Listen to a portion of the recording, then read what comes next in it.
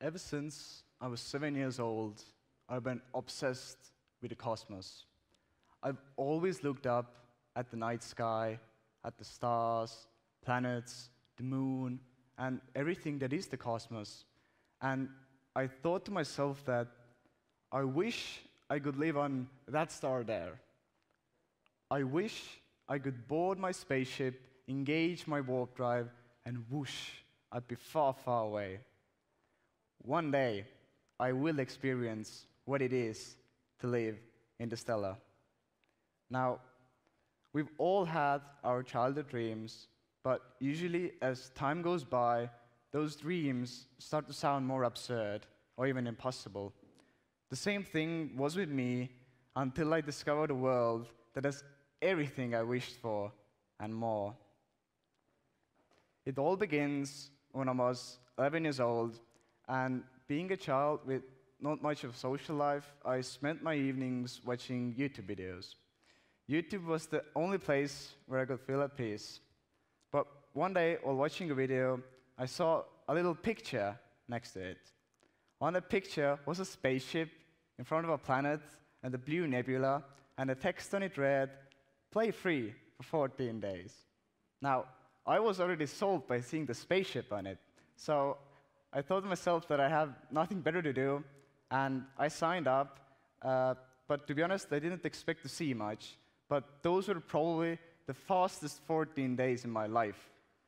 Being just blown away by the experience, I repeated the same process about 20 times over the course of the next 2 years, every time getting a bit further, until I finally got the courage to ask my parents for a subscription of the game. It took some time to convince them, obviously, but when it finally happened, I was born into the virtual universe known as New Eden. New Eden is a very complex system. To me, it is the definition of a virtual reality because its inhabitants, the players,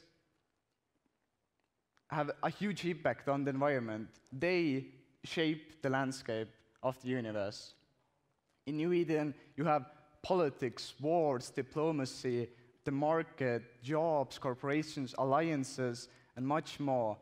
It's hard to find something that exists in that virtual world but doesn't exist in real life.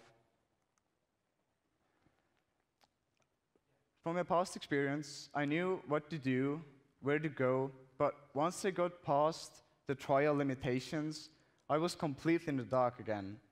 So I knew alone this wouldn't work, and I started looking for a group to join.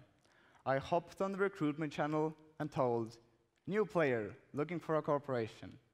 Immediately, I got about 5 different people talking to me, but all those conversations slowly faded after I told them that I was only 13 years old. All but one. He was a nice British guy named Zach, and he took me into his corporation.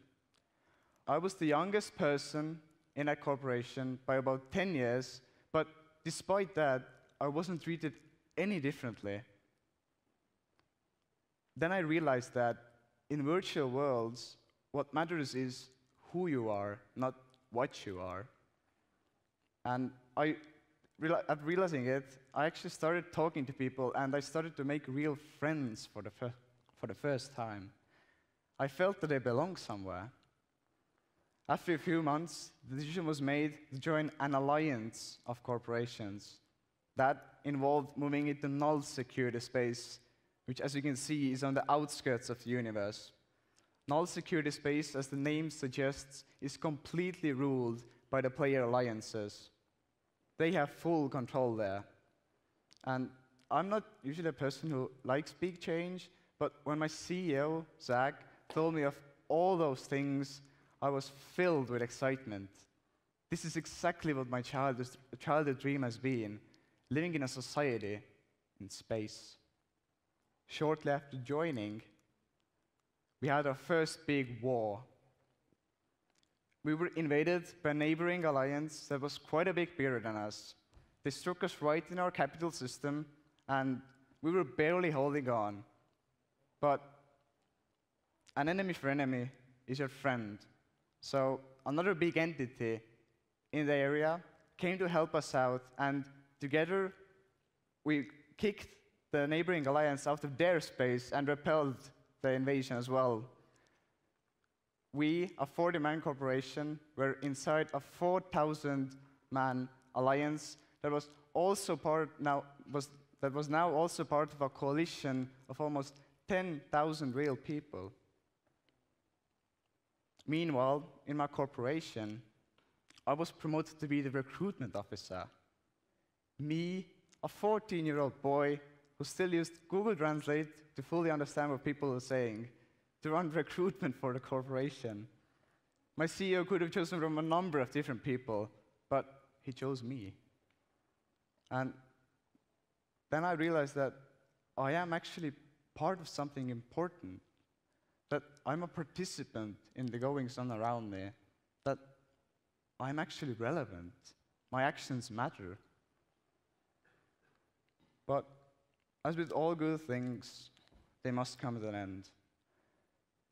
A year went by and we were invaded again, but this time the invading force was so overwhelming.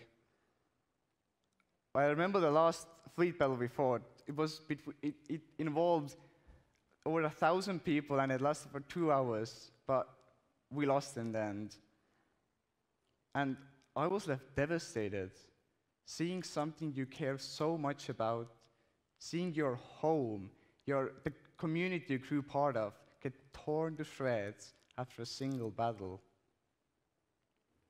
Yes, I still had my corporation, but it was never the same again. Everything had changed. We spent the next year looking for a new home, but it didn't work out in the end, and the corporation disbanded. And all my friends who I'd made went their own way. I was lost. I had lost the meaning to play. I had lost my meaning of life in that virtual world. But then I started taking a different approach. Instead of living my childhood dream, I started using this virtual world as a platform to search for myself, to find out who I really am. For example, I started teaching newer players to find out whether I'm a good teacher.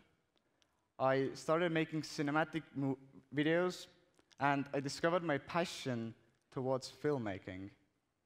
Like 3 months ago, I started even my own corporation to test out my leadership skills, and so far, we've grown to a 12-people team.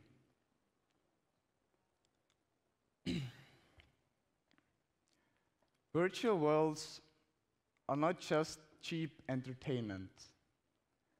They're like an extension to our reality.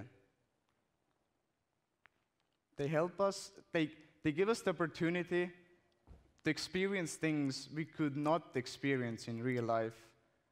But most importantly, they allow us to make mistakes, and through mistakes, they allow us to find ourselves without having any negative effects in real life. Thank you.